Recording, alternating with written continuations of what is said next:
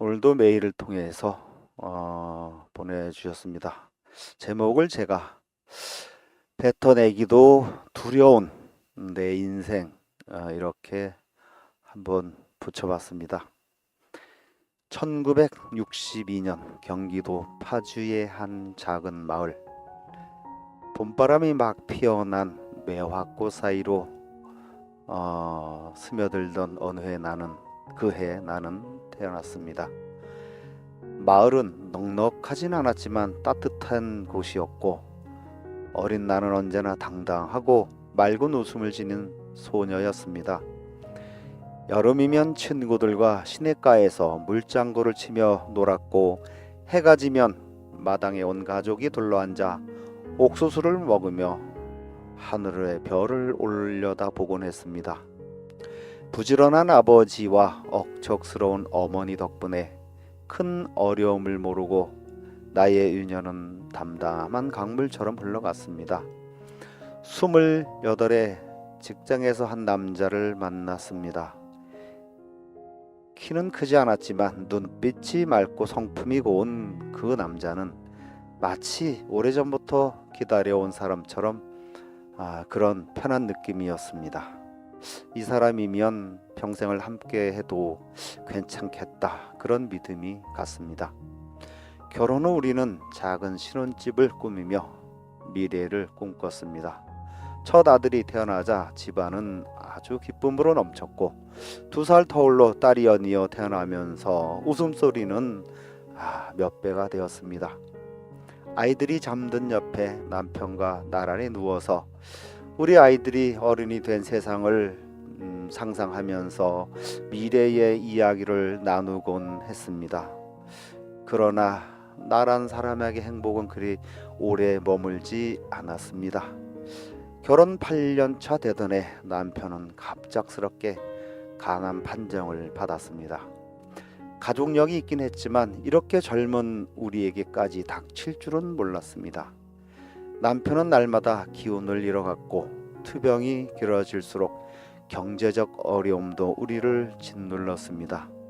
치료비와 생활비가 한꺼번에 덮쳐왔고 나는 직장일과 남편의 병 간호, 아이들의 양육까지 다 감당할 수 없어 어린 새아이를 시골 친정 어머니에게 맡길 수밖에 없었습니다.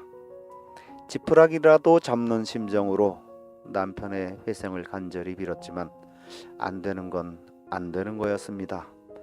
한때 듬직하던 남편은 끝내 나와 어린 아이들을 남겨놓은 채 눈을 감았습니다. 40이 넘은 나이에 나는 새 아이와 함께 세상에 남겨졌습니다. 그날 이후 나의 하루는 더 바빠졌고 마음은 메말라갔습니다.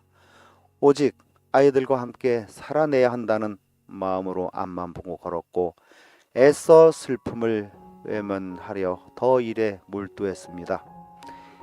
이제 생각해보면 변해버린 가정 환경에 아이들의 충격도 컸을 텐데 따뜻한 마음으로 제대로 어루만져 주지도 못한 것 같습니다.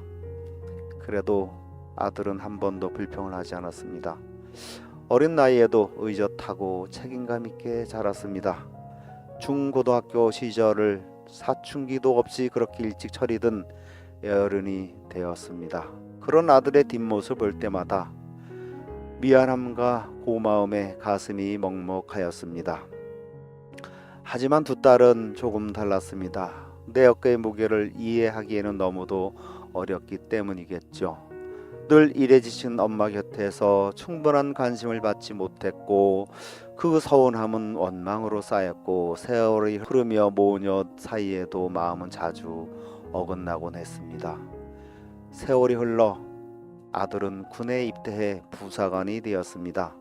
일찍 독립한 아들을 보며 마음이 짠하기도 했지만 든든하고 자랑스러웠습니다.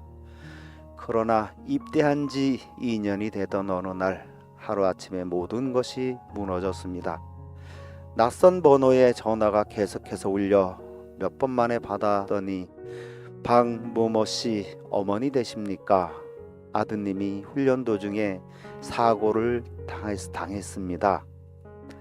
순간 귀가 멍해졌고 아무런 생각도 어떠한 생각도 그저 멈춰버렸습니다. 무슨 말씀이십니까? 제 아들이 도대체 어찌됐단 말입니까? 정신을 차릴 수가 없어서 가까이 사는 큰 오빠를 불러서 운전을 부탁하고 함께 군병원으로 향했습니다. 몇 시간이나 군병원으로 달리는 차창밖 풍경은 흐릿해서 보이질 않았고 눈을 뜨고 있어도 아무것도 보이지가 않았습니다. 병원에 도착했을 때 아들은 이미 하얀 천에 덮여 있었습니다. 부검을 위해 부모님의 동의가 필요합니다. 그리고 보호자가 부검 과정을 지켜봐야 합니다. 이건 꿈이겠지. 아마 곧 눈을 뜨면 깨어 사라지는 그런 꿈일 거야. 그 후로 나의 하루는 지금 돌이켜보니 그냥 생지옥이었습니다. 아침에 눈을 뜨는 것조차 힘이 들었고 웃고 화나는 어떤 다른 소리도 내 귀에 들어오지가 않았습니다. 그저 아들을 따라가고 싶다는 생각밖에는 없었습니다. 그러나 눈에 밟히는 얼굴들이 있었습니다. 내가 겪은 고통을 어린 나이에도 똑같이 겪은 두 딸들에게 세상에 홀로 남겨지는 고통을 또 줄 수는 없었습니다. 딸들은 타지에서 직장 생활을 하고 있었지만 엄마가 걱정이 되어서 주말마다 달려오곤 했습니다. 잠시 짬을 주면 서로 무슨 짓을 할지 두려워 딸들의 마음은 분리불안을 겪는 어린아이처럼 서로에게 기대고 보듬어 스스로의 살 길을 필사적으로 찾는 듯 했습니다. 현관문이 열리면서 딸의 목소리가 들릴 때마다 집안 가득했던 적막이 조금은 사라지곤 했습니다. 엄마 밥은 드셨나요? 오늘은 내가 청소할게요. 딸은 서툰 손길로 반찬을 만들고 내 곁을 교대로 지켰습니다. 친정의 부모와 형제들 그리고 오랜 직장 동료들도 살갑게 곁을 지켜주었습니다. 전화 한 통, 작은 위로의 말, 때때로 건네는 따뜻한 음식 한 그릇, 그 모든 마음이 흔들리는 삶을 붙잡아 주었지만 여전히 하루하루 절벽 끝에서 버티는 마음으로 지냈습니다. 결국 20여 년 이상을 다녔던 직장을 하루도 빠짐없이 다녔던 그 직장을 그만두었습니다. 돈을 벌어 먹고 산다는 것에 의미가 없었습니다. 이렇게 해도 되는구나. 절대 일을 놓으면 안 되는 줄 알고 억척스레 살았는데 이래도 되는 거였구나. 이래도 사라지는 거였구나. 이제는 가벼운 짐을 챙겨 집을 나와 발길 머무는 대로 살고 있습니다. 주말이 되면 집으로 와서 딸들과 함께 지냅니다. 봄에는 시내의 벚꽃길을 걷고 여름에는 동해 파도를 들으러 갑니다. 가을이면 단풍이 불타는 설악산도 올랐고 제주도 한 달 살이도 했습니다. 여행지의 풍경은 잠시 위로가 되었지만 그냥 잠시 현실을 잊도록 해주었습니다. 오늘도 작은 숙소의 창가에 앉아 치는 해를 보며 풀벌레 소리 또 바람 소리에 몸을 맡깁니다. 언제쯤 이 여행이 끝나고 나는 다시쯤 출근을 하고 돈을 아껴 무엇을 장만할지 꿈꾸고 가까운 이들과 차 마시며 수다를 떠는 많은 이들이 벗어나고 싶어하는 단조로운 일상으로 돌아갈 수 있을까요?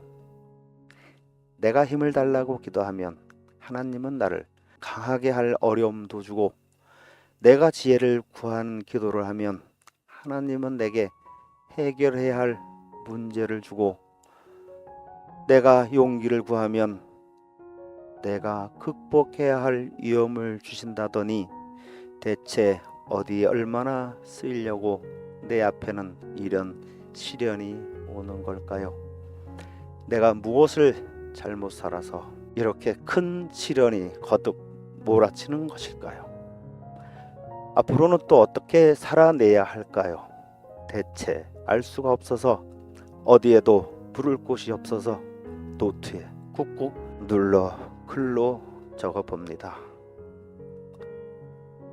속에서 무언가 치밀어 오르거나 머리가 혼란스러울 때는 쓰지 않고는 감당할 수가 없어서 노트만 자꾸 들어갑니다.